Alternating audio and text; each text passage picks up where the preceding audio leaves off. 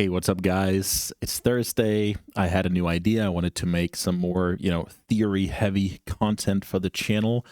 So aside from it being, a cool wordplay, let me just try and explain what this is all about. So whether it's some strategy topic that I'm gonna explain in like a short video, maybe it's like a what's the play. I'll try and analyze down to small details, trying to basically give a look into how I break down and analyze Magic, or it's going to be a live stream coaching session, as the case is today. A player reached out to me a few weeks ago. We wanted to start coaching. So basically how I approach things is I learn a little bit about the player, we get on a call, and then basically the first time, for the first session, I said I wasn't interested in streaming that one, but once we kind of got to know each other, we set some goals, we basically just share our vision for the game and see if it makes sense to move forward. Then I agreed that we would stream the sessions in the future, and this is the first one today. So this is the uncut VOD from the player hARAIN on Twitch stream. He was kind enough to send over the VOD afterwards, and we had a conversation. So basically what he said prior to this conversation was he wanted to talk about Thoughtseize, how to resolve a Thoughtseize. What does it mean? What do I pick? What do I don't pick? How to kind of structure how you evaluate resolving a Thoughtseize. So I prepared some topics for discussion. As you will see, I'll try and structure it a little bit. I try and go back and forth, lean on the player's experience, lean on my experiences, give examples, and try and basically inspire how to think about various topics. So that's what I did, and I hope you guys enjoy the video, because I highly enjoyed being on the live stream, and I think it's also a good way to show what Magic coaching can be, because let's be honest, everybody will probably do it in a different way. And how do you know how I approach things and whether it's something for you or not? So you can also see this as an advertisement for my coaching, and you can kind of get a look in and see how I work while maybe learning a thing or two about resolving a Thoughtseize. So yeah, without further ado, here's the VOD, and yeah, enjoy. About the card Thoughtseize, I feel like I'm missing something. I don't know what I don't know. Let's get closer to the truth together, and that's what I felt like you did for today. Yeah, because a lot of it was basically I started playing more Thoughtseize decks. Like obviously the deck that Bosch and I played at Eternal Weekend, I actually put 2 Thoughtseizes in because there was so much combo. And I've kind of like found that I like playing decks with Thoughtseize in it because it's kind of a silver bullet. So there's like a lot to think about with it, right? Like one, like what do you take with Thoughtseize is obviously the #1 question, but also like boarding it in and out, because it's one of those cards where I can always convince myself that I want to keep Thoughtseize in because I think of the best case scenario. So case in point, like against Delver, right? When I'm Bug, the card that I have the most trouble with is Murktide Regent, because my removal suite is Fatal Push, Abrupt Decay, Witherbloom Command. Like, I don't really have a good way of answering Resolved Murktide. Yeah.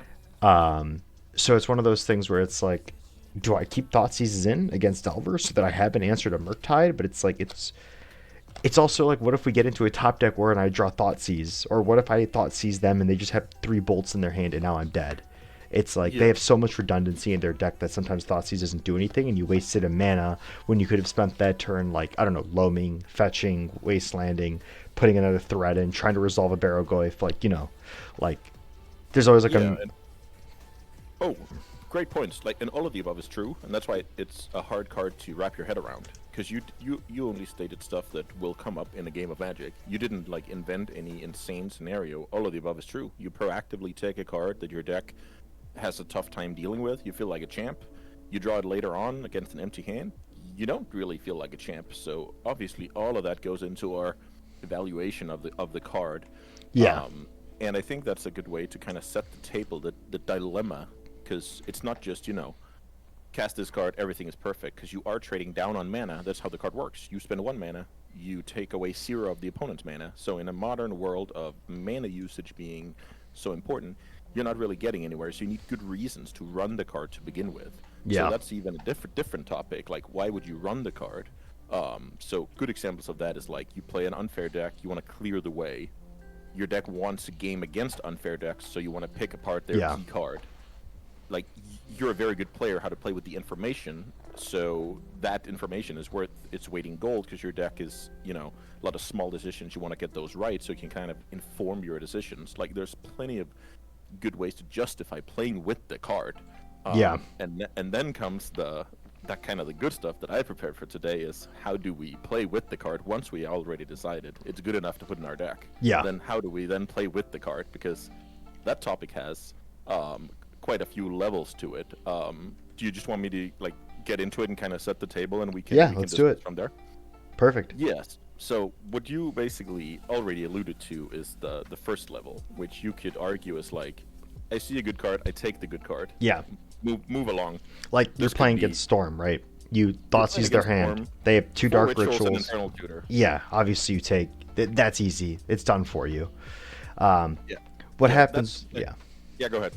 But then it's like, then you start getting into like, so into combo, and as combo and into combo, Thoughtseize is a lot easier to play with, right? It's very rare that you truly have like a really tough decision.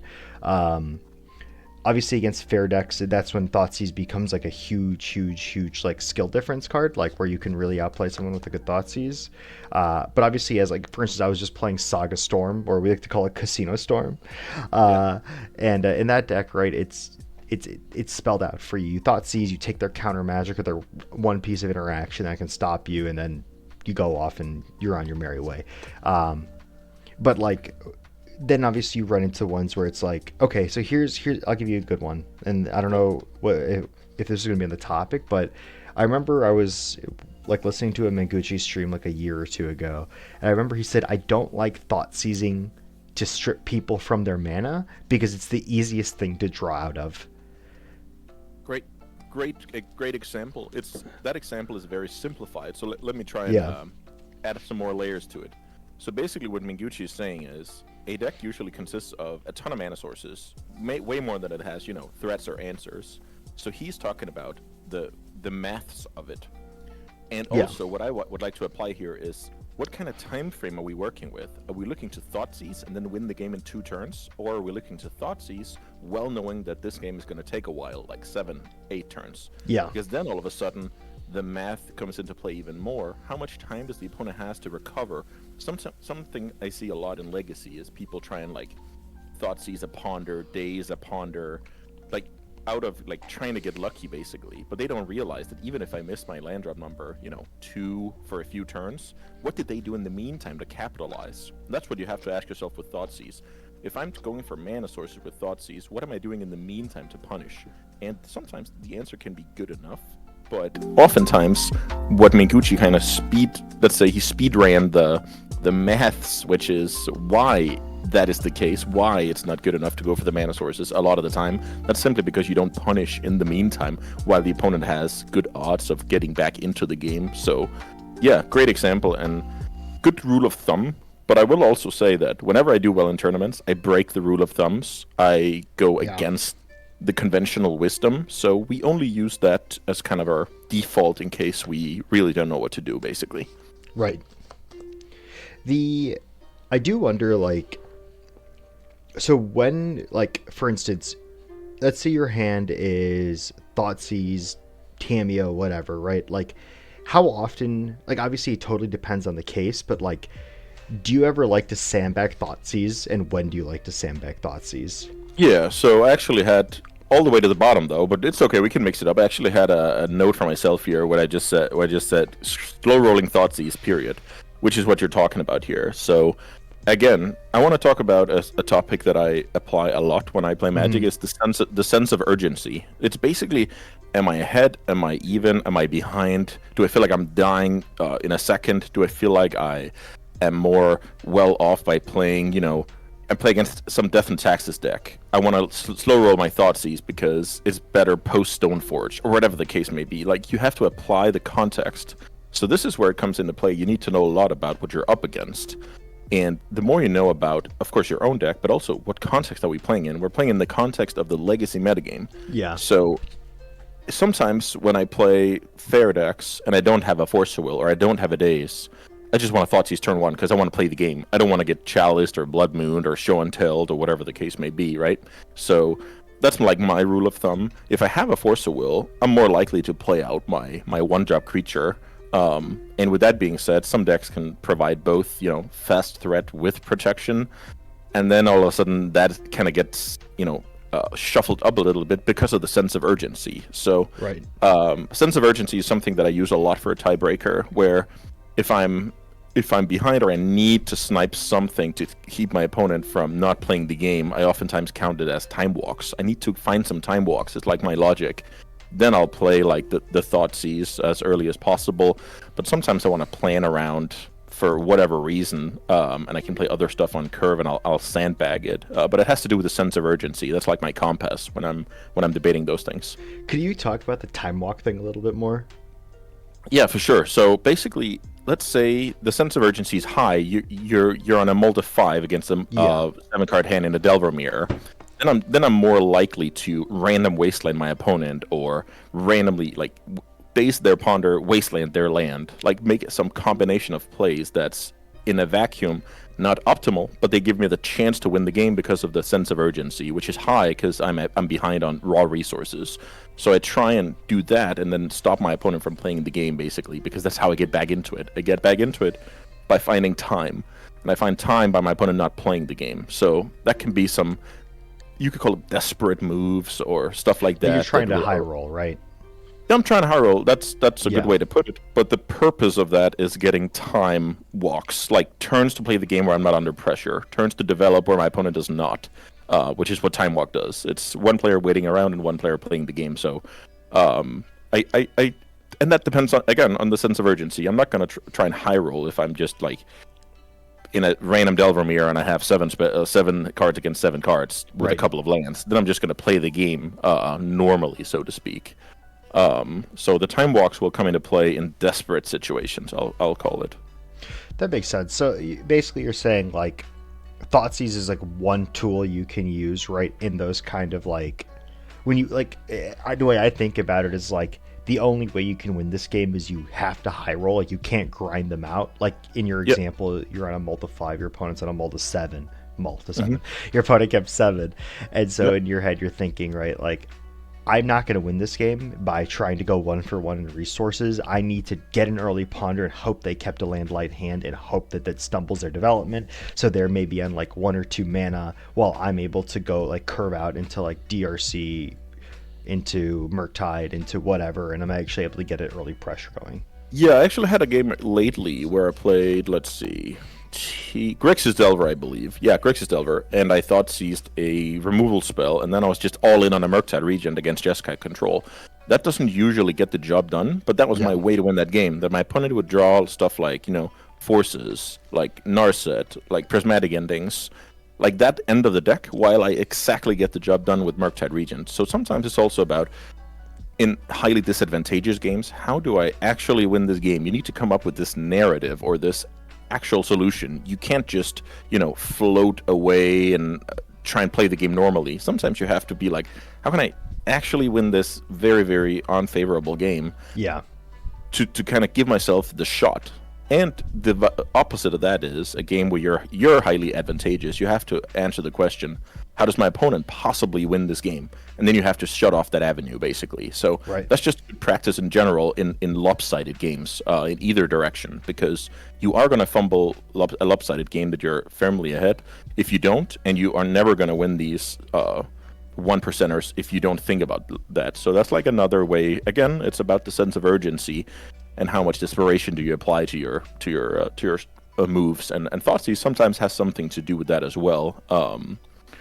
Which brings me to level 2, if you'll allow me to move on here. Yeah, absolutely. So that's the context. That's basically saying, okay, in order to put Thoughtseize in my deck, I need to have knowledge about the metagame. I need to have knowledge about what is in my opponent's deck. I need to know if they're playing 3 removal spells, 6 removal spells, 9 removal spells, because that's back to the math. I need to know if I'm taking this removal spell, how big of a window do I have realistically? Obviously, in Magic, lots of moving parts, cantrips, like whatever you want to call it, top decks, so for the lack of a better word. Yeah. But sometimes you have to play the the statistics of things.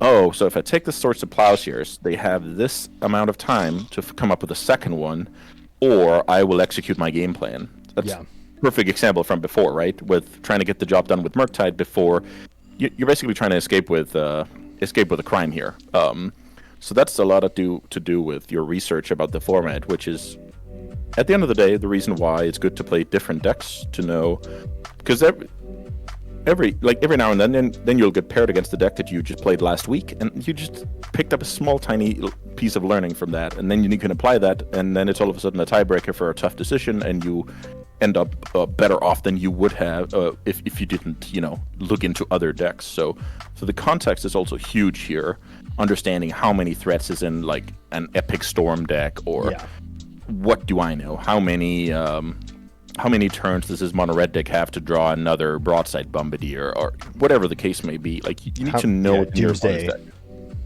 Yeah. Are they running personal tutor, or are they not?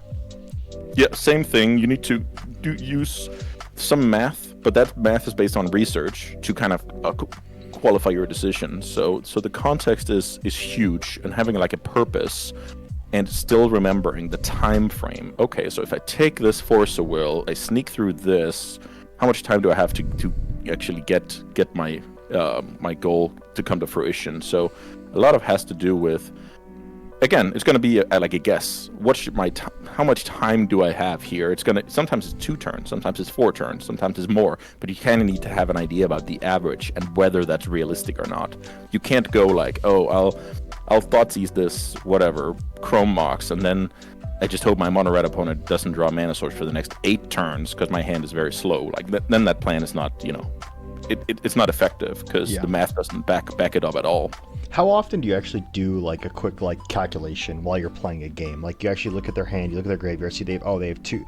If I take this force, they already used 1 force, so obviously that one's easy. They have 2 forces left. They have, 40 cards, 45 cards left. So the chance of them getting the 2 forces is pretty low. But like, what happens when it comes to like more obscure things, right? Like, let's say, like, I'm trying to think of a good example, but like, I'll just simplify it to how often do you actually do the math, like in a game, not just with Thoughtseize, but just in general, of just like using, like, essentially just going through the math, try to figure out like whether they have it or not. Yeah, I think so. Somewhere deep down, it's based on math, but I think I play a lot on instinct and experience. But that experience is also about noting, oh, my opponent has already cast 2 dazes. I'm not going to respect the third one. Like, then I'm going to, not. Yeah, I think that's. So I don't really go like, oh, my opponent has 40 cards in the deck, 2 dazes left, 5 cards in hand. What's the chance? I don't really run it through a calculator, but it's based on math. I will say it's based on there's 2 things here. I'm glad you asked, because one thing is the frequency. How often does it happen? Then the other thing is, how important is it? Which is to say that, sure, the odds are low they have the 3rd daze, but if they do, it's backbreaking and I'll lose the game. That can kind of change the equation. How bad is it if it actually is true versus how realistic is it? That's also some kind of scales that we have to balance a little bit, because you can oftentimes go, especially I play like one-off formats like Vintage and Dual Commander, so sure, you can go like, or a cube. The opponent is very unlikely to have Solitude. It's a one-of in the whole cube. Yeah, but it would just absolutely crush me if they did, and maybe they do because they have tapped out. That can kind of change the equation. How backbreaking would it be despite the low frequency of it happening? So there's a lot of stuff here that if you don't get it right, like if you overthink these scenarios, play too scared or, too reckless, you're going to end up, in a bad spot. So all of these small pieces of knowledge, you kind of have to put into good use. Otherwise, they're just going to hurt you. So that's kind of the thing about a lot of moving parts, because I'm not advocating for playing around everything. I'm not advocating for not respecting anything either. I'm advocating for really picking up on the small things in the context, and then hopefully have a good decision at the end of that road and get the vast majority right. Right, and I mean, that makes sense, right? Like, let's say you're playing against like Jeskai Control, like you're not going to expect that they have days, but it's something you should maybe think about, because like in the end of the day, like it's legacy blue deck. Like in the end of the day, like they could just have a daze and you get blown out. So sometimes it's like you kind of just have to be like, if they have daze, yeah, I'll lose this, but the chance of them having it is so low because generally Jeskai Stoneblade or Jeskai Control isn't going to have daze in the deck. Yeah, exactly. That's a good example of what I would qualify as playing too scared. Let's say you respect that, and you end up playing your next best spell, and with a long way up to the best spell, like then you give up too much equity.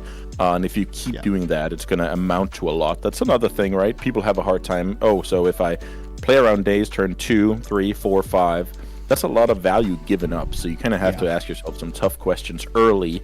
And most likely you should be able to follow through on that. In Doomsday, or simply just go for it. So there's a lot of we need to use all of this information to be more assertive, not to be more, in doubt about what's going on.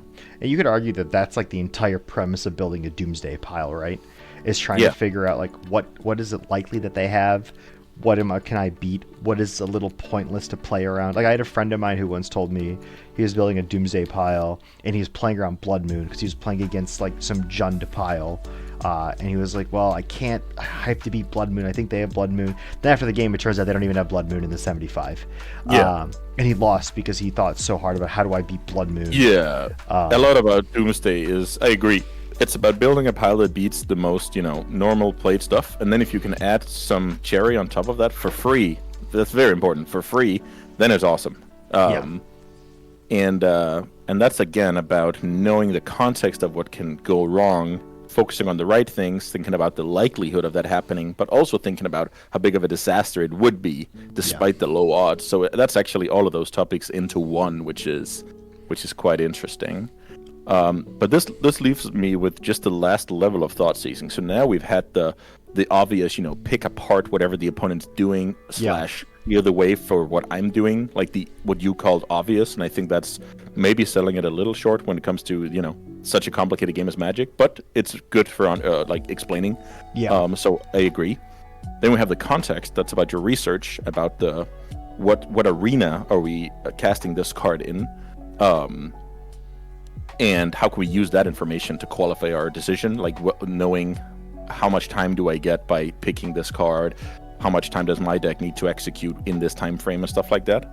And then the level 3 here is actually the biggest one that I feel like once we kind of talked about this, you'll always think about this whenever you resolve the Thoughtseize. So I call this mainly just as a clickbaity word here, the big braining of Thoughtseizing here. So that is realizing what information you're communicating with your choice. So let's say you play against, I can just come up with an example from a recent game. Maybe I even told you about this last time, but this will be awesome for everybody else. I play against Angelo Cadet, Italian legacy grinder, wiki on Magic Online. Play some blue-black fair mirror. And I Thoughtseize Angelo, and he has a Bowmasters and a Baragorf with 2 lands in play and the 3rd land in hand. And I very quickly take the Bowmasters. So what am I communicating to my opponent? You have days. Okay, well, great call. So I'm basically saying, I know that you know about this matchup, so I'm going to give you a lot of credit, and I know you're going to give me credit, and now I'm trying to make my opponent not play the game by simply not playing that card in today's. And let's get back to one of the first topics here, the time walks that you asked me to elaborate on. I bought myself a lot of time walks here by not knowing, that's maybe not the right word. I had an idea that my opponent would not jam in 2 days in this scenario if I took that card quickly. Also, the time frame is not irrelevant at all here. If I tank forever, there's a chance I give up this plan. I pretty quickly take the Bowmasters, leaving my opponent again. He's now on the level 2, the context of, okay, so my opponent has a daze, so they're trying to get me to play this card. I'm not going to do that because I'm a smart player, right? I'm one of the best legacy players in the world. I would never do that, right? So then I kind of got 2 birds with 1 stone. I bought a lot of time. I found a wasteland before my opponent found a 4th land. My opponent never ends up casting this card. I never had a daze because I brought them out in the matchup. So that's just a way to get value from Thoughtseize, but it has to be very specific. Let's say I play like an FNM or whatever. My opponent will just jam the Baragorf and beat me, most likely. So it's kind of like poker, that you can give your opponent some amount of credit, but if you don't nail it, you're gonna give yourself a hard time. But when you nail it, it's gonna be very, very backbreaking. So It's like the that's age. just the whole. Yeah, go ahead. It's like the age old when you play against combo. You always keep your ponder to show strength, even if there's nothing in that ponder. It's like you'd rather not shuffle and show that you're desperate for a force, but you just keep the ponder no matter what because it's like, oh, yep, that's exactly what I need. Yeah, this is another great example of playing against combo on. Yeah, I'm not going to comment on like the level of combo player. So let's just, for the sake of argument, say combo. Great example as well. If you shuffle on ponder, you didn't find what you're looking for. If you didn't find what you're looking for, it's maybe time to go for the non-blue combo deck because you can sculpt with cantrips, they cannot, most likely, right? So then again, it's about, does my opponent realize that this is a truth, quote unquote truth, right? And it's again kind of the same thing where you're taking advantage of the game of information, which is huge because no matter how you slice it, and this is the last point I want to make about the big braining thing, is you're also saying, why did I take that card? If I take your lightning bolt, I'm most likely trying to stick a threat. If I took your entomb, I'm most likely don't have a force of will, or I'm scared about what you can do out of the graveyard. Like, it's going to tell a story, and you also need to be cognizant of that with Thoughtseize. So the opponent will know a lot about your hand. Every time I have coaching with players and they get Thoughtseized, I'll ask, what does this tell you about your opponent's hand? And for some people, it's like, oh, I never even gave that one thought. But that's incredibly important because a lot of the time the opponent will look to kind of poke hole in your plan, take your creature on curve to gain time against Delver, whatever the case may be. It's going to paint some kind of picture. And that's just good to be aware of, that you can do that in the one direction, and they will do that in the other direction as well. And sometimes you can manipulate that. So obviously we can't make a big brain Thoughtseize every time. I would imagine like the bread and butter is like 75% of the time. Yeah. And then we can kind of try and get clever with the last 25%, or at least activate that part of our brain so we're ready for the exact situation next time you play against Wiki and he has a 2-drop and a 3-drop. In where Daze is live in the matchups, because that will happen. Like, you will get into some situation where, I also remember this is actually a good one. I played against Mono Red Stompy, and I started on some duels, but I natural drew my 2 basics, and I on purpose slow rolled my 2 basics. Oh, maybe it was an island and a troll, doesn't matter. I had access to my 2 basics. Then I was like, let's fetch Underground Sea, cast Thoughtseize, then take something else on Blood Moon, because then on turn 2, or whenever the opponent had 3 mana, they'll prioritize that card over a threat. Again, buying me time, because I don't care about the Blood Moon. So you can also lay some traps with your Thoughtseizing when it comes to your land drops. I've also missed land drops on purpose to get my opponent to wasteland me instead of going land threat in a blue-black mirror to buy time. I just slow rolled my lands. I didn't care about the wasteland thing, but my opponent smelled blood in the water, so you can kind of abuse the situation if you feel like your opponent will. I mean, a mono red player with the opponent having Underground Scene play, they're going to jam Blood Moon, right? Yeah, and that's 100%. Just better for me than Lelia in that case. Buys me time. So a lot of the purpose of our plays will come into play with Thoughtseize as well.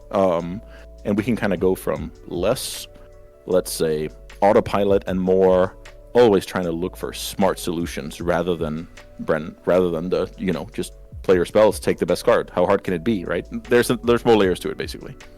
That's actually a really good point with the, I don't know, I don't want to say oh yeah, I do that all the time, because I clearly don't always do that all the time, right? But I definitely have noticed, and I'm glad you said it, it's something that I think I unsubconsciously do. Your Blood Moon example is a great one, but for instance, I'll frequently slow roll basics just because I want them to cast the Blood Moon, because it's play the Blood Moon, because I want you to, that's a huge tempo swing for me, because Blood Moon is a super tempo loss, right?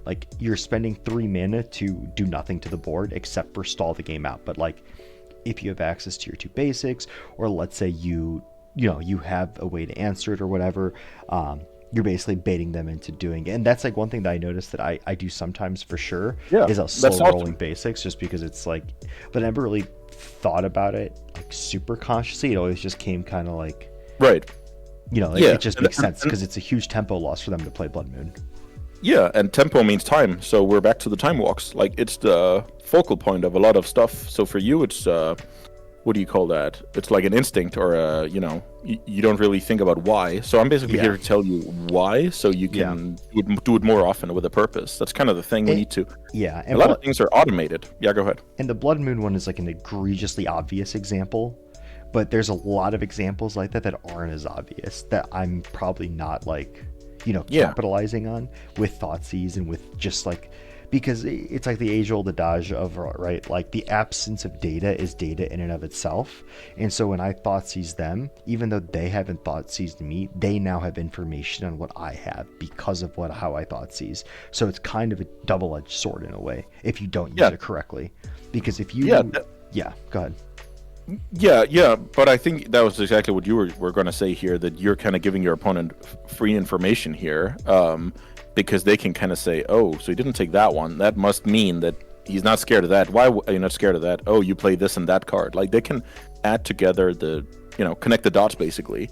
Of course, not with perfect information, but with their experience with the game, right? And the choices that you make within that arena will definitely help them as well. So it's mainly just realizing that Thoughtseize is perfect information for you, but it's also imperfect information for the opponent for the time being. Right. And I one cute thing that I'll do, especially in the fair matchups, is because I run Witherbloom command, is I'll sometimes try to bait people into flipping a Tamiyo, because I can't kill normal Tamiyo, but I can kill flip Tamiyo with Witherbloom command, and that line actually comes up a ton, where I'm just trying to like, all right, I'm going to play this Bowmaster knowing full well you have Brainstorm to protect this Tamiyo, and you're going to daze Brainstorm or whatever. But I want that to happen. I want you to daze this. I want you to stop this. I want you to protect this. if I do whatever, just because I know I can get a 2-for-1 now, like Witherbloom command, kill your guy, pick up a land. That's a really good play, because you're trying to make that game on your terms. Yeah. Basically saying that if you play your Bowmasters at a bad time, the opponent will respond with Brainstorm to flip the Walker, and then you can kind of spend your mana at the time of the game that you want to do that. But if you wait around, there could be some waiting game, and maybe you have some wasted mana on some turns. So I can definitely see that being a thing, and that's good. Like, that means that your brain is already ready to get creative with solutions to, not the most normal problems. I will say in Magic, like, not a lot of players are like, oh yeah, let's flip the Tamiyo on the opponent's side of the table. So that's just good. I love all of these exceptions to the rule, basically, which at the end of the day is what it is. We can make a ton of good habits and rules, but at the end of the day, in order to do well, we have to break those. So I love the creativity. So basically, what I learned last time we spoke was basically that you had a lot of stuff in your arsenal. I'm just trying to make you more aware of when to break them out, basically. Yeah. Or understand why it's smart, and kind of because the more you also must have noticed that I care a lot more about what led to the outcome than the outcome itself. The outcome itself is not too interesting to me, but if we do all of the stuff in the middle to always give ourselves the chance to learn, always evaluate whether it ends up in a good way or a bad way, always evaluate what did we know at the time, were we playing with fire, or were we a genius, like all of that stuff. And then the more we do that correctly, the more likely we are to end up with good results in the end, which is what most people want. It's just like, that's the fun part for people. It's like reaching the peak of Mount Everest. It's not or completing the marathon. That's fun, right? Right. I'm all about all the stuff in the middle and finding joy in that. That's also why I probably mentioned a few times last time is I want to stay true to how you enjoy to play the game. Then I'm going to apply my habits, and then we hopefully make 2 + 2 become 5 at the end of the day.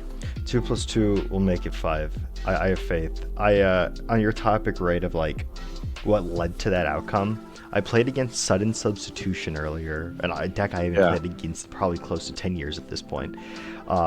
I played out. I was like thinking in my head that they actually had the combo in hand, but I was playing Storm, but I was playing Saga Storm. So in my head, I'm thinking, oh, okay, I'm fine.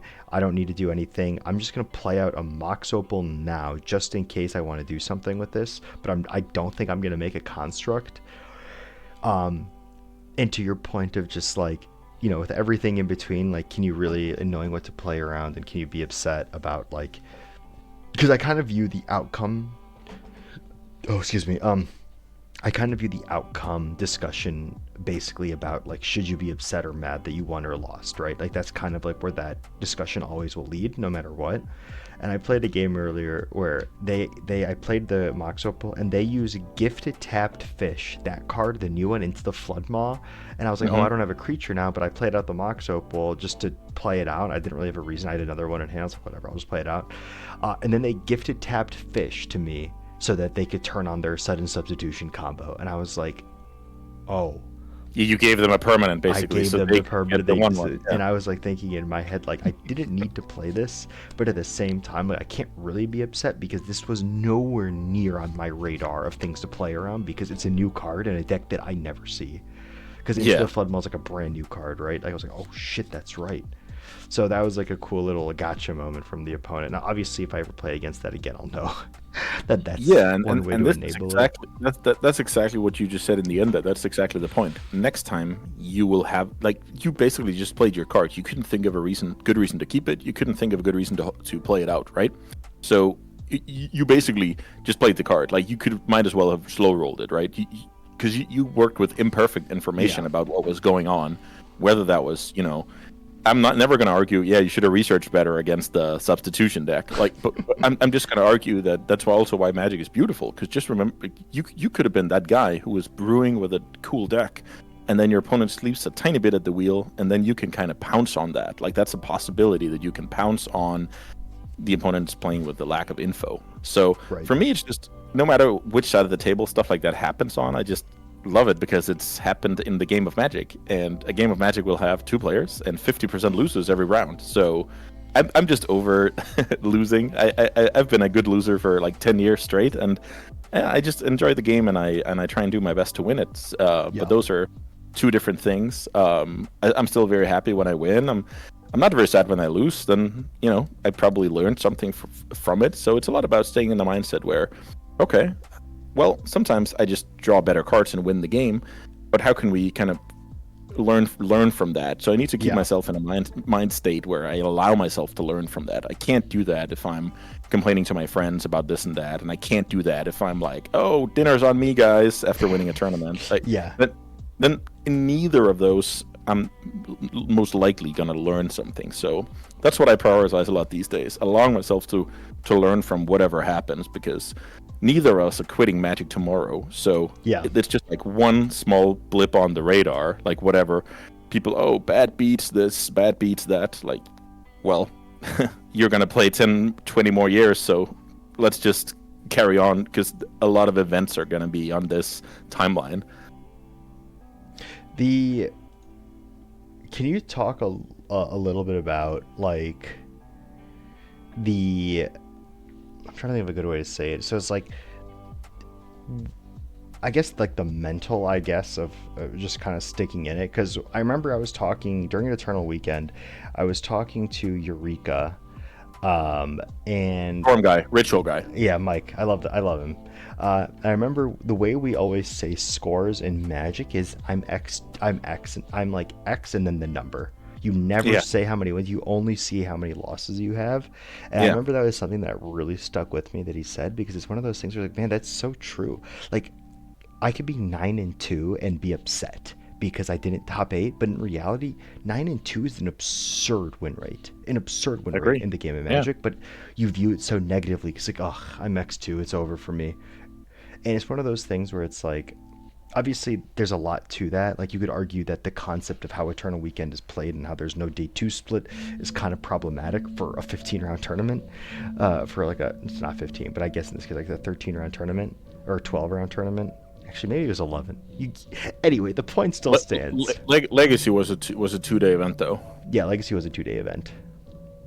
But yeah, I get your point here. I've actually been working on this a lot, because that used to be me.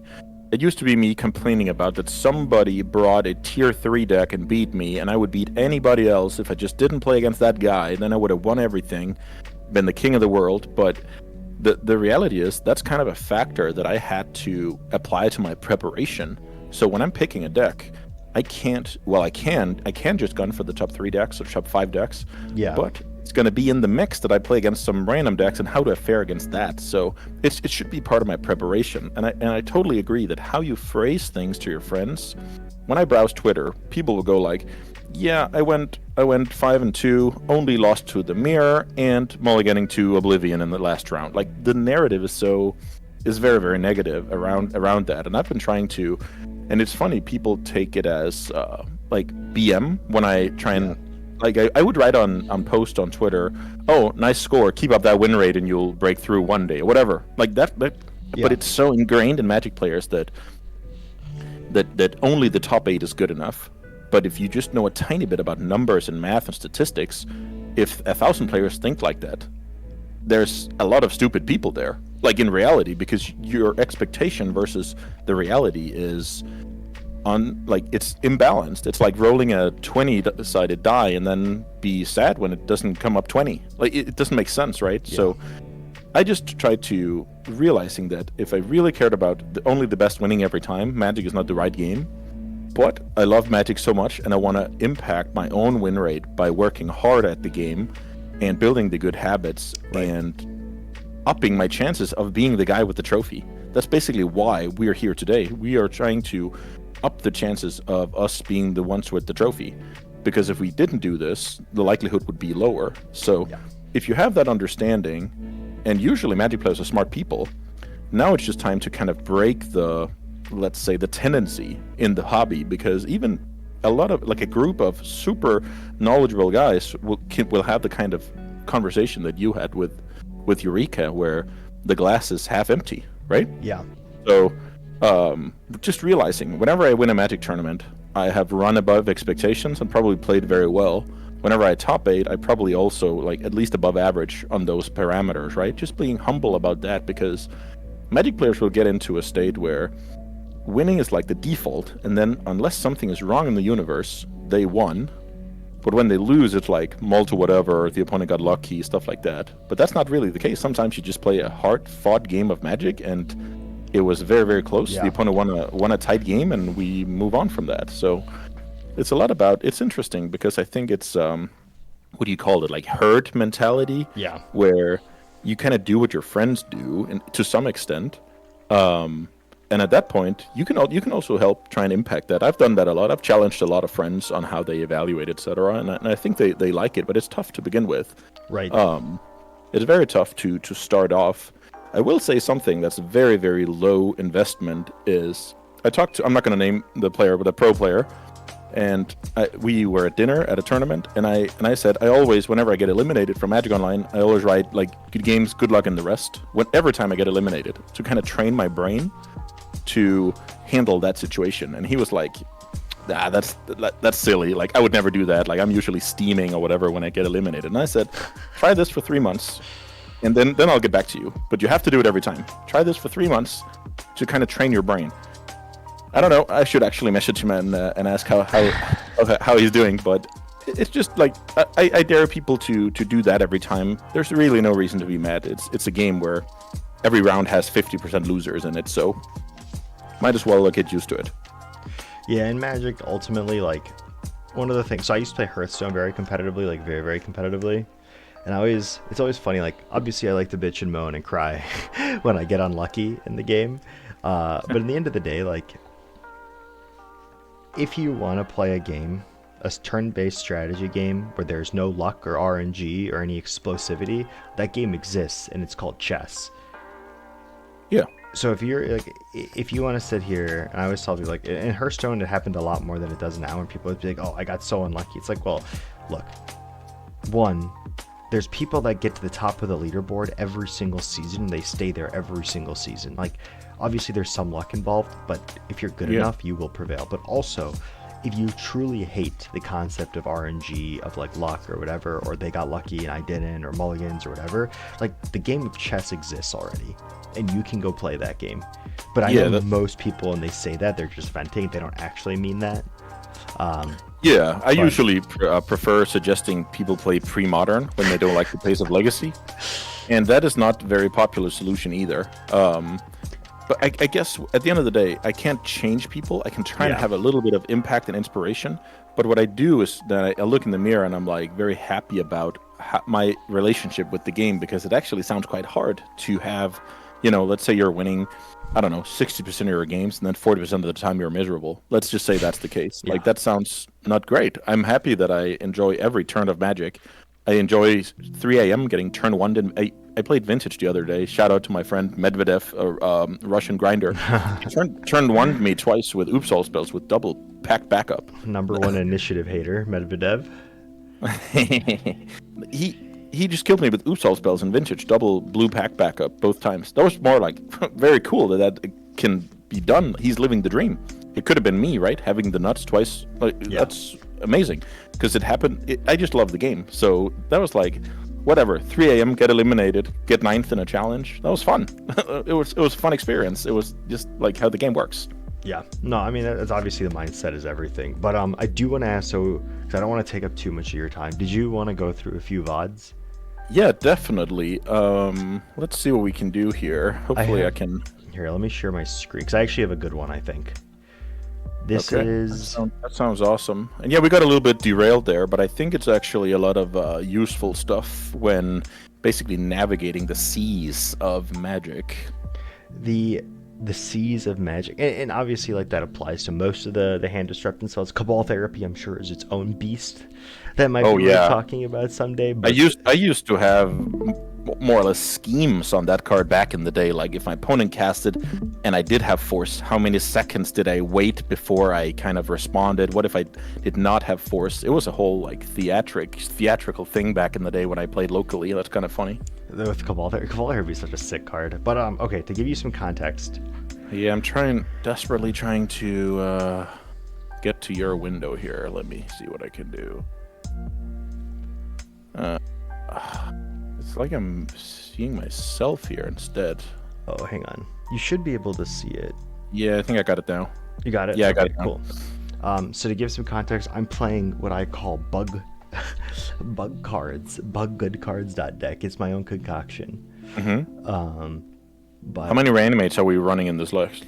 Two reanimates. Oh, okay. I think I saw this list. 2 trolls, 2 reanimates. Yeah. That list. Yeah. So this list exactly. So here we are in the blind. Lose the die roll. I'll keep this hand. Island, ponder, whatever. Yeah, definitely. They go island, ponder. So what do we know here? Snow-covered island, ponder. So my instinct. What's your mindset here? Obviously, you know what you're up against, but what's going through your mind here? Snow-covered island. I mean, if we're really going to go really hard, I don't think to try to not think too hard about snow-covered island, only because when I've rented cards from ManaTraders, it's given me snow-covered lands before, and when I didn't ask for it.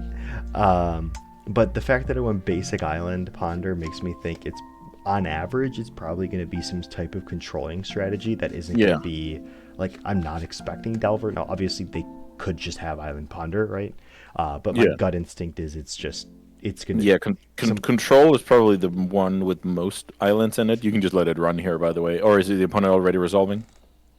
And then we have stuff like maybe like Sneak that's running a couple, and then we have a lot of decks with one island, I guess. Yeah.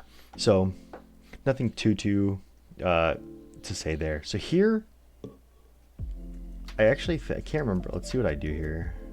So I just go for the cameo. So unless you don't want to get into it, I'm interested in that decision. Honestly, because the thing is with Tameo is that they don't have a turn 1 answer for it. Even drawing 1 card with it is crazy positive EV.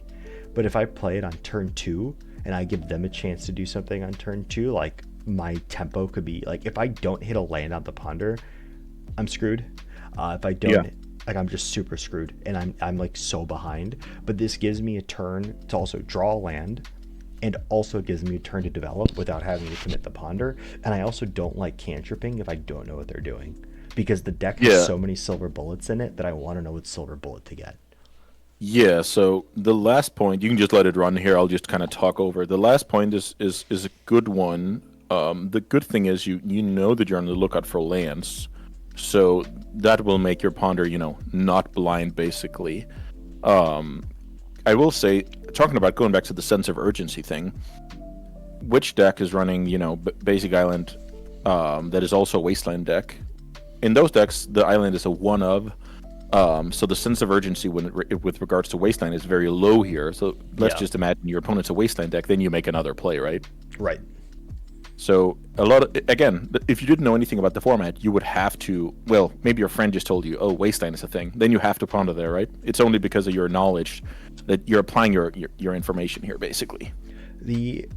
Yeah, I mean, I think I even said in chat, like, if I get wasted here, I'm cooked.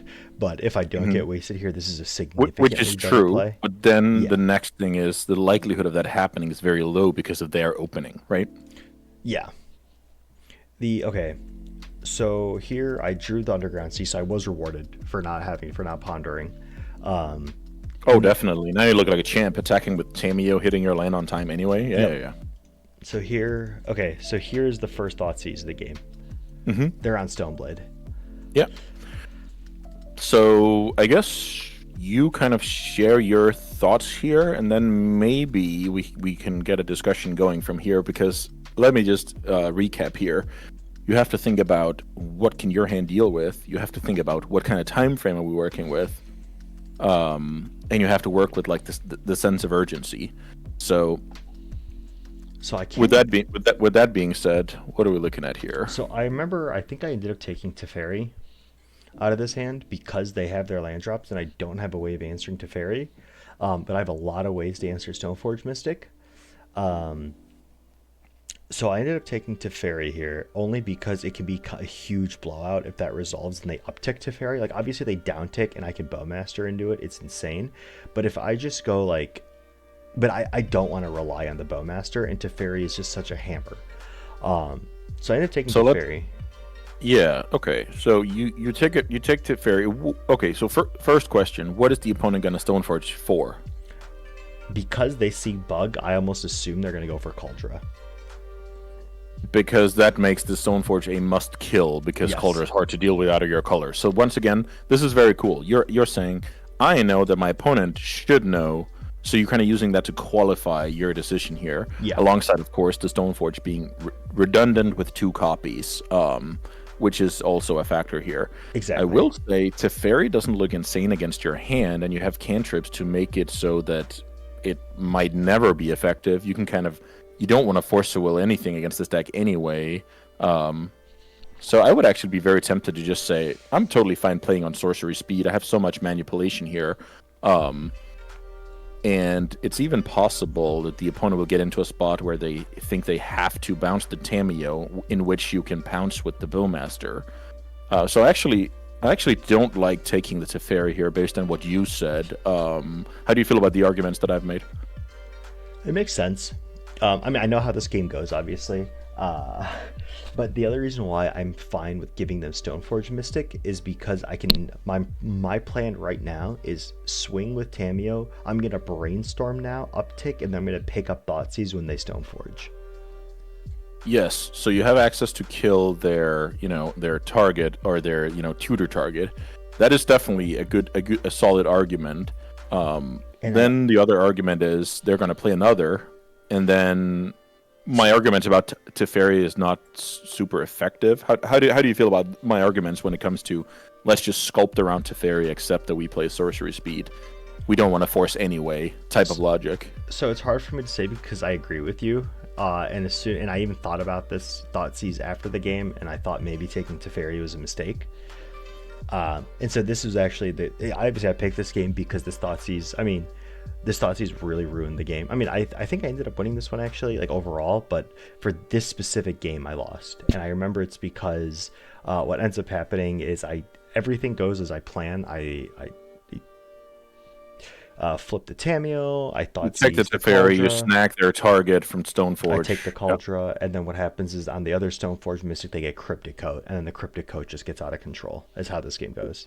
Right. So let's imagine the avenue that I wanted to go down on without knowing the outcome. Right. It's basically saying my instant speed stuff is okay. It's kind of annoying, but it's not the end of the world. If I don't flip my Tamio now, I'm going to bait my opponent into maybe bouncing the Teferi, setting the trap for Bowmasters, which is awesome. If I do end up flipping the Tamio, I can take their first equipment, and if I have Thoughtseize the other, Mystic, I don't have to worry about like Stoneforge for the time being, at least. I don't know. It's a close decision. To be honest, that hand is very redundant. It's like expensive cards that are annoying in a longer game, all of them. Yeah. Did you know about their complete equipment suite at the time? No, I always assume that they have Cauldra because it's just, the classic one. And then I don't really know what else is in there. I know a lot of Stoneblade lists have been on Formalware. And Formalware. Yeah. Yeah, this is very tough. But it has to do with, again, the time frame. What can happen in the next, in this case, 1,000,000 turns that this game is going to last? And what am I the most weak to in that? Because all your forces will be bad draws. I don't know how much other stuff you have that are bad with Teferi in play. Probably not that much, to be honest. The forces, but also when they have Teferi, it's, I don't know, maybe it's Stifle Not Brain saying if they resolve Teferi, I lose the game on the spot. Yeah, I actually don't think your deck is that bad against Teferi. Yeah, and I think in hindsight, I that was definitely a mistake. So let me come with a piece of inspiration here to maybe see how your brain works. Let's say they only have one Stoneforge Mystic, but the last card is, what's a good example here? Let's just say Narset for the sake of argument. Okay. They only have one Stoneforge Mystic, but it's a Narset instead. Or it's a Prismatic Ending or Plow or something. I'm basically trying to get to the bottom of, if you see a 2 of, do you just immediately like discard it as an option? Like, is that a shortcut your brain is taking? If it was Narset, I think I would have taken Narset with my hand. Yeah, maybe that's a bad example then. I'm trying to come up with an example that makes you consider Stoneforge Mystic more. Does that make sense? Let's just say they had another fuck, I don't even know, because there's a lot of other examples where I would take it on. Let's just go land. Okay. If it was a land, yeah, land is the perfect example here to kind of check the logic. Then I would take Teferi still, because I know I can just uptick, I can downtick, pick up Thoughtseize, and if they attack with Stoneforge Mystic, I can flash in Bowmasters. Yeah, so that was not the perfect example. Okay. Yeah, it's just good to think about that. When you think about Thoughtseize, you oftentimes think about, taking this like unique card over something that's redundant. But sometimes taking one of the 2 plows is good. Sometimes taking one of the 2 Stoneforges is going to be good. But yeah, it has to do with how you kind of determine the Teferi's effect on a longer game, which this game will inevitably be. That is going to be a longer game for sure. Great example here, where you kind of have to weigh the knowledge about your deck, knowledge or lack thereof of the opponent's deck, and what kind of time frame we're working with, and then do your best with those, kind of moving parts. Right. Let's play this out. 1.25. So I think about this for a while, and to your point, right, like, taking the redundancy, like stripping the redundancy as opposed to taking like the cheeky 1-of. So in this case, like, to your point, is it like, did I get baited by the cheeky 1-of? And I did, probably. So yeah, here I brainstorm flip saying that the coast is clear. Then I think they just got a surveil land here, if I'm not mistaken. Oh, they just skip plains. And here I'm like kind of biting myself for taking the Teferi, but obviously I had no idea. Yeah, that is also a good one. Do you cantrip first or do you Thoughtseize first? It's hard because do you use your cantrip to inform your discard spell, or do you use your discard spell to inform your cantrip? So actually, in this case, I think it was correct to brainstorm first, because I know I'm gonna Thoughtseize and I can't shuffle this turn. So the value of cantripping later is a lot less when you can't shuffle it away, because you're gonna get those cards anyway. Great point. I will counter it with, what if you cast that Thoughtseize, your opponent plows the Tamiyo in response, then you look like a champ for having the brainstorm in response to that, right? Yeah, true. So, I mean, if you're confident that I think we maybe talked about this last time, where if you're confident your opponent is playing sorcery speed removal, like against Infect back in the day in Modern, or you think the opponent is like the instant gamer, like that has a lot to do with how you act in this scenario, because you want to leave your opponent the chance to go into the blowout, which it would be if they plow and you brainstorm here in that scenario. And I think I Thoughtseize first because I don't know if they have plow or not, and so I'm using Thoughtseize as a bait. Yeah, and I like that. I must say, you can also argue that good players would have just plowed the Tameo on their own turn if they had it. Yeah. So again, it has to do with your confidence level and your opponent's level of play. This sequence allows for the blowout. The other sequence would have informed your Thoughtseize better. Yeah, the only reason you wouldn't plow is because if you're scared I have days, right? So you're giving your opponent more time. Yeah, it's tough. It's tough. But yeah, for sure, there's a lot of layers to it. So I end up putting Days Ponder back because in my head I'm thinking this Days is not going to do anything because they're just going to play Stoneforge. So but yeah, I guess I mean you should just have the Days in hand here, right? To at least give your opponent the chance to draw another Teferi or whatever. Yeah, that's a good point. It's like you're not giving up anything. Yeah. I think I end up no, I think the reason I did it is I want to shuffle the Days. But I think you just you put it all the way down. Okay, Yeah, okay. Wow, that's a really that's a big boy decision because I like it a lot for making sure cards are good over a longer game. Yeah. It kind of has to do with the. Oh wow, the opponent does not fight here. But I guess. Oh, you drew you drew a second Thoughtseize. That's what's going on here. So I like this a lot. So here I was planning on flashing a Bowmaster, but because of picking up the Thoughtseize and just like stripping their hand apart, but because I see that they have Force of Will, I don't want to have my Bowmaster forced. So in my head I'm thinking I'm just gonna flash it in, have them do it on their turn, then I can reanimate it. But then what I mess up here, as you'll see, is they just play the other Stoneforge and then they play Cryptic Coat. Yeah, so is that enough to... Oh, they have the fourth lane so they can get it into play right away, I see. Yeah. So you're cracking... Are you cracking a clue here? Yeah. So here I do it on upkeep. Try to get the force out, so they have to pitch the Snapcaster, because I feel like Snapcaster is pretty good at this stage in the game now. They're getting to their fourth land drop and there's no pressure. So in my head, I was like very surprised that they let this resolve, but I guess because their game plan is already in front of them of play the other Stoneforge.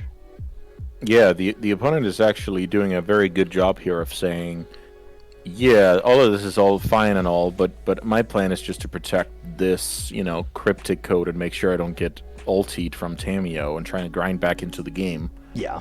So this is actually interesting because you are not, quote-unquote, willing to play under the Teferi, but here the opponent is willing to play under Bowmasters, even though it's good against the deck, right? It's just not the end of the world. So the opponent's plan is very defined here, where, I don't know, maybe you could have thought about more about yours, or you're just, playing solidly, but it's not like super laser focused, if that makes sense. Your plan wasn't laser focused, but it was, solid, obviously. Right. Do you have outs for the code in your deck? My out is Abrupt Decay. And how many do we play? I have 2, and I end up not finding it this game, and I dig for it the whole game trying to find one of them. Oh, okay. Well, if you do that, then again, I want to celebrate that you identified what was important. And if you don't find it, that's kind of beyond the point, if that makes sense. Oh, I mean, if you keep these, you didn't dig as hard as you could, right? Yeah. So here, my head, I'm thinking I'm just gonna go hard, and I kind of want to hold up Days for Force of Will, so that I can because I think they're gonna go for a hard cast Force of Will. Yeah. So at this point, it's mainly just to challenge what you said about that you were digging hard for it all game, but this Ponder you would have shuffled if that was true, right? Yeah, because I don't think in my head when this happened that I thought the Cryptic Code got this out of control, and then it kind of dawns on me how with 2 Stoneforges, it's so impossible for me to get rid of this thing. Yeah, because the opponent is gonna bring it back and kind of accelerate 2 2s. Yeah, that's always. Yeah, I end up fucking this game up pretty bad. I think This is definitely not. This keep in mind, not to give myself an excuse, but this is at like 1 o'clock in the morning. And I Yeah, was and Magic is a game of resources. Whether it's which cards you can afford, at how much did you sleep, what did you have for dinner, like brain power wise. Like Magic is a game where we hope that all of that in combination is enough. Like our product is better than the opponent's product of all of those factors, right? That's basically yeah. what Magic is all about. So So I think oftentimes we could have done a better job for ourselves when it comes to sleep at events and stuff like that. Oh yeah, sleep at events. Good joke. I think here I keep the drown in the lock. I feel like I should have went for the reanimate here. But do you realize at this point that the opponent can return the code and kind of keep going? Yeah, so that's why I Okay. wanted to get the troll. I should have put the troll in because I don't think they're gonna not hit Tamio, and so I can start trying to win the game with troll. So I think I should have went for troll. I don't know why I kept up drown in the lock. Yeah, there's also, you just told me that you wanted the days for the hardcast force, so this was the exact turn to ask that question, right? Yeah, So, great thought about, like, very good foresight. I've seen you now bottom a days that is unlikely to get there, then a turn or two after realizing, maybe hardcast force is a thing, and then kind of abandon that plan when, the quote unquote perfect threat is presented to you here. So, a little bit of, what do you call that? Split personalities here. yeah. I think I should have stuck to one game plan. So here I'm curious if they go for the force, and they don't. Yeah, But here you could have, but again, the opponent is grinding. You're not getting anywhere, yeah, but the opponent is kind of develop. Every time you skip a beat, the opponent will develop here. and now I think they equip the batter skull to the clue. And this is something I was like, oh shit, I forgot this. They could do this to the cloaked guy. Yeah, And so here yeah, I think I go for the troll. Yeah. yeah. This is super hard. Do we have any answers for skull? No, nothing in the deck. No answers for bat or skull. So it's basically the unblockable that's a problem. If we end up drawing 15 cards at some point, we will beat the skull, but the code is annoying. Yeah. I mean, I have Brazen Borrower, which is like my answer to it. Okay, that works. And also, I can just put a Barrel Goyf and just race. Sure. We have counterplay. I like it. So here, yeah. I mean, you can already kind of see how this game goes. We can keep playing this out if you want, but I feel like this game has been. Yeah, I think what's interesting here is the Thoughtseizes are not the solution to all problems. This is also very important to think about, that we can't really control with the opponent, how the opponent is going to recover, etc. But we can set ourselves up in a way where it supports our deck and what we already have access to better. Like we can refine it a tiny bit more to tailor a slightly better plan, right? Give ourselves slightly better odds. Obviously, we can play the perfect Thoughtseize 3 times in a row and still lose the game. But we need to set ourselves up with a good plan and think about as many factors as possible. It looks like a lot of complicated things also happen post the Thoughtseize in this game, Yeah. which is why Magic is amazing, right? And it's funny looking at this. It looks like the opponent were very confident about what was going on the whole time. I don't know. I just got that vibe from not fighting over the Bowmasters, not fighting over removal, and simply just saying, "I'm gonna grind you out, buddy." I just really appreciate that when I see super sick play by the opponent. Yeah, the patience on the force and just like, I definitely played into them a ton this game. Like they definitely just outplayed the shit out of me this whole game. Yeah, that's a good way to put it. Like, how did the opponent seem so comfortable with what you were doing? Because to be fair, you also did some good things this game. It's not like you just sat around and did nothing. You flipped your Tamio early and it stayed in play all game, but you were still kind of losing slowly but surely. So there's a lot to do with knowing your deck inside out. What can your deck kind of beat, and when does things get out of hand? And it seems like the opponent had that nailed down this game. Yeah, for sure. Do you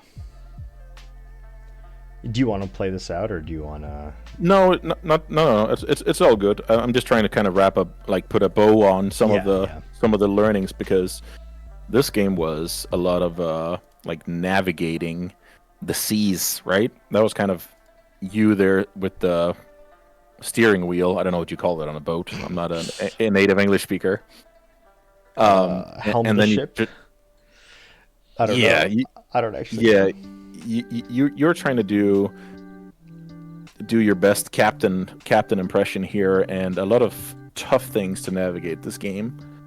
It's very tough to be very like, oh yeah, you missed this detail or that detail. Also, interestingly enough, you end up casting 0 cards at instant speed in this whole game. This is like, I'm not going to say, yeah, look at this, Teferi wasn't all that good. It was mainly looking at your deck list and your hand that you could circumvent Teferi a lot with your hand. That's actually a really good point. I like, yeah. So I'm never gonna say, oh yeah, you see what happened? That's the proof, right? But so it's mainly just what we knew at the time. We had infinite cantrips to make sure we didn't have a million forces in hand and stuff like that. Yeah, this is also brutal. So the drown is not even. Oh, the drown. Oh, you're casting the drown here. Perfect. Yeah. Yeah, at this point it's just you're buying time, but unclear if you're getting there. Let's see. I think yes, they forced and I forced pitch days. Okay, here's the first instant speed card. You actually did it. And I think they have another force and the game is over here. Yeah, wow. And yeah, let's just celebrate our opponent here. They had Snapcaster Force on turn 2 of this game, but they hung on to it all the way to now. Okay. Let's see here. Shutting off the Bowmasters to brainstorm a response. Another solid usage of cards. Also, they're a blue deck who ignored Bowmasters for 7 turns. Yeah. I mean, Stoneblade is pretty good into Bowmaster decks just in general, but yeah, they definitely play this very well. Okay, so that ended up... Yeah, so I try to buy time here so that if they go for it again, I can Brazen Borrower and I can uptick Tamiyo here and try to ult and win. Yeah, let's see. I think they pending here. Yeah. Ah, okay, so they found an answer.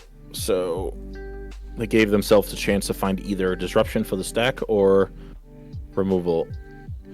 Back to basics, that's a fun one. But I guess with the way this developed with infinite basic lands on the side of the opponent, that's kind of to be expected. Yeah, for sure. Once I didn't really pay attention to like 5 islands and two planes. There's a lot. 3 vistas in the yard, so basic land control assembled. Yeah, the games like this these are so awesome because there's so many moving parts, and every time the opponent makes a play, you get more information. That information we have to process and hopefully put it into our little machine, and then hopefully some good solutions will come out of that machine. Yeah, this was a great game to review. Some Thoughtseizes in the mix where you can kind of write your own destiny. For sure. What is your deck most likely to deal with down the line? What do I have in hand? How many copies do I have of answers XYZ in my deck? What kind of threats is the opponent working with? What kind of timing? So I think your plan here was your hand plus your Thoughtseize try to cover what the opponent had at the time. Then what I want you to include is basically, yeah, this game is going to go super long. So what am I kind of drawing on average? What are they drawing on average? And then does that change what I do with my Thoughtseize? Because I think you made a decent Thoughtseize decision with what you knew at the time. So we just needed the layer of what's going to happen from here, basically. Yeah.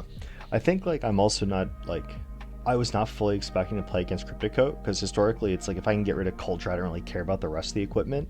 Yeah. But Crypticoat specifically was House.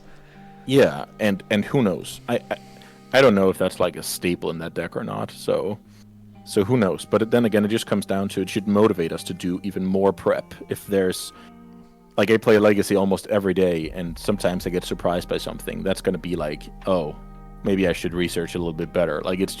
It's a good reminder, basically. Yeah. So here we see the opponent play well with activating the Stoneforge and responding with returning. This is an old school play that we used to do 10 years ago when me and my friends invented the Death and Taxes deck. I don't know if you know that. Oh, with Maranga of Karandor or whatever. Yeah, exactly. So I was kind of roasting them for this play. I was just like, wow, you don't need to get cute with it, man. Like, it doesn't actually change anything if you would order you do it in. Here I'm like thinking if I want to keep the barrel going, but the problem is I need to find an answer to this cryptic code because I can't block it. Yeah, 1 life. I just think it's a good habit to have on the side of the opponent. It will matter someday. So if you've done it 30 times, it's more likely that you do it time number 31 when it matters, right? So it's like when people float mana every time from Wasteland and they don't use the mana. Then I'll chuckle, but at the end of the day, they have a good habit that'll make sure that they always do it, right? Yeah. So here, uptick, Wasteland. Flipping the yo. What are we trying to do here? I'm trying to dig for Abrupt Decay. Yeah. Phew. Opponent has 2 mana up. It's brutal. It's brutal, and there we go. Yeah, now you don't have an out. Yeah, so, whew, well played by the opponent. I like that you showed me that game. Because games like that will make you think that you could have done better to impact the outcome, right? That's 100%. Kind of that's like the feeling you have, and that's why it's great. That's why you can never complete Magic as a game. That's why it's like an ongoing journey. And also because Modern Horizons 3 comes out. You could never complete Magic. Oh, yeah. That is, the card pool is ever growing. Every time I play, there's some new card I haven't seen before. Oftentimes when I play, like, one commander, then it's like, what on earth is this card? It did feel pretty good playing Curie, like, 6 months ago at like, various events, and people going like, what the hell is that card? And then now you look at Dreadnoughtless and everyone's on Curie, and it's like, damn, I did that. Exactly. I did that. Yeah, that's super cool. And it's also kind of rare these days that you can, a bit of off the radar card that's actually viable. Yeah. For me, back in the day, it was Baleful Strix. People didn't realize it was a card, and I played it at a tournament, and that was obviously like a banger. But people, just had a hard time evaluating cards like that. I think the most obvious example of one that everyone slept on was Arkham's Astrolabe or whatever, right? I don't think anyone thought that was going to break the format when it got spoiled. No, maybe that's true. I actually can't remember. I played a lot of Magic at that point. I was the Astrolabe Uro guy, so in both Modern and Legacy, I can't remember like the talk around it. Usually I'm not big into like spoiler season. I used to chase like, being the first guy to build whatever, but now I just see whatever anybody else comes up with and I kind of tweak and go from there. I've been wanting to play Stiflenaught again, but after playing it for like 6 months straight, working on that deck, I'm like so off of it. I'm like, this again. I remember this, and then I just kind of haven't been on it. The rest of this game, I can't remember. I think I end up winning the next 2 games. I'm pretty sure. That was a cool one. Lots of small stuff. A little bit of Thoughtseizing in the mix there. Yeah. And just Magic that you really improve from, for sure. For sure. Oh shit, they have back to basics here. Do I win? Oh, that's right. I remember how this goes. I end up drawing the last land I need to just ping them with the Bowmaster. Oh, sick. The opponent's at 1 life. Yeah, that'll work. What's your thought here about casting the Bowmasters now? Honestly, I just wanted to get the game over with. So they plow their own guy here. Yep. So you kind of give them 3 mana for free to try and dig out of this. Yeah, I think, and then after this, I don't think they find anything. Oh, okay. Kind of playing with fire a little bit here. Oh yeah, this is definitely a garbage time-ish kind of just like nice steam vents. Yeah, I saw that. I was very confused. Huh. But that's probably just staying true to what you have in paper. That's what I imagined. Yeah. Huh. That's interesting. But everyone, we have to wrap things up for today. It's been super sick. I like this format a lot. I've never tried it before, live streaming, but but I think it's 99% of what you would expect out of a private conversation, mainly because there's maybe a story or two. I can't really name names and stuff like that, but it's very, very close to what you would get in a private call, and hopefully some other people got anything out of it as well. And also, you very kindly offered me to have it on my YouTube channel, so Yeah. I'm obviously happy about that as well, because at the end of the day, there's a lot of like mystery when it comes to what is magic coaching, and I bet everybody does it differently. 100%. So at the end of the day, it's probably also going to be good for me to have it out there. So Yeah, I want to thank you a lot for that initiative, because it was your idea. No, yeah, I mean, I figured it'd be cool just because that content doesn't really exist out there in a lot of ways. Like, you don't really see other like in general that content, especially for Magic, doesn't really exist out there, because coaching definitely happens, but it's definitely not something that I mean, I watch a lot of Magic content. I've never seen this before, so I thought it'd be cool. Yeah, it was a great idea, and I just had to chew a little bit on the idea, and then after we got to know each other last week, I thought it was like a no-brainer. No, cool. I'm glad. I have to download the VOD. Actually, do you have a Dropbox? I need to figure out how to send this to, because it'll be a big file. Yeah, definitely. I'll find out something, and we go from there. Yeah, because I definitely can't send it to you over Discord. I think it's like a gigabyte or something. Yeah. So yeah, I can just use a Dropbox or something and send it that way. Cool. So I'll download this. I'll send it over to you. Chat, love to see it. Chat, I hope you guys had fun. I don't know if we got too many comments, but I think people were just listening anyway. Yeah, that's cool, and I'm just happy that you seem to enjoy what we have going on here, and I can't wait for next time. Yeah, let's do it for next week. We can talk about what we want to talk about. Do you like doing like the individual cards, like the individual things? 'Cause, like the Thoughtseize stuff, like the big thing that I took away from that for sure is like the really dialing in on what does my Thoughtseize say about my hand. Because it's obviously something that like if you tell me, I'll know it. But I could honestly say that it's not something I truly think about very consciously, and it's something I probably should be thinking about more consciously. Is when I do Thoughtseize, what information am I giving up?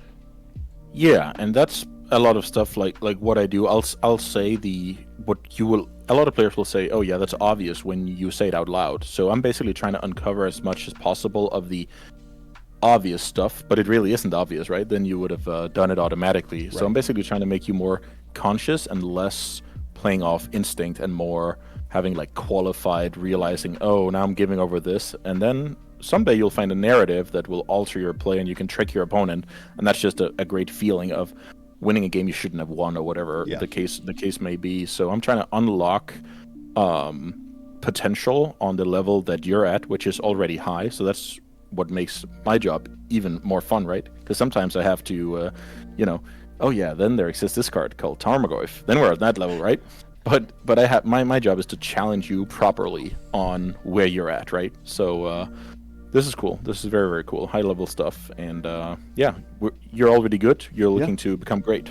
I appreciate that. Yeah, I'm trying the. I don't really play non-legacy, honestly. Maybe I'll play modern if it's like RCQ season, but like, I just one of my goals this year is definitely, especially before I get married, is to hopefully play in more challenges.